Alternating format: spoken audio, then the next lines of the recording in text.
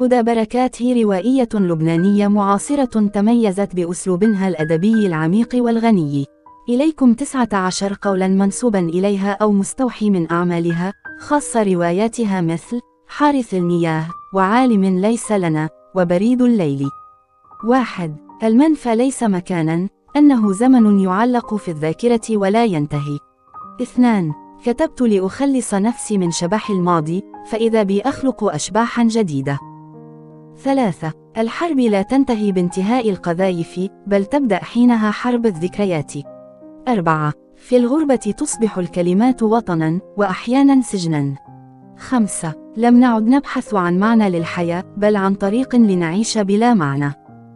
6. الضياع هو الوطن الوحيد الذي لا يحتاج إلى جواز سفر. 7. كلما كتبت عن الموت، اكتشفت أنني أكتب عن الحياة بعيون أخرى.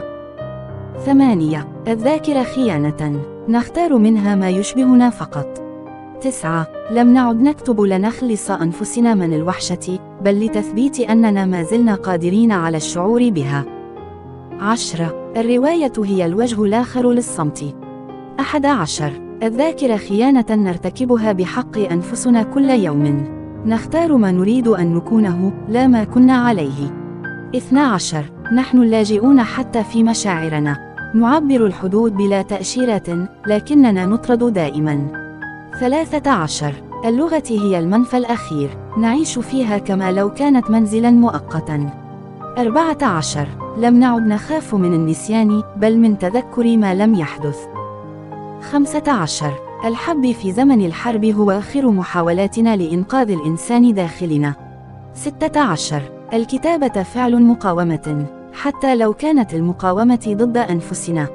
17. اللغة وطن مؤقت، نعيش فيه كما لو كنا ننتظر قطارا لن يأتي. 18. الرواية لا تكتب بالكلمات فقط، بل بالفراغات بينها. 19. كلما حاولت الفرار من الماضي، وجدت نفسي أمام مرآة تحمل وجهه.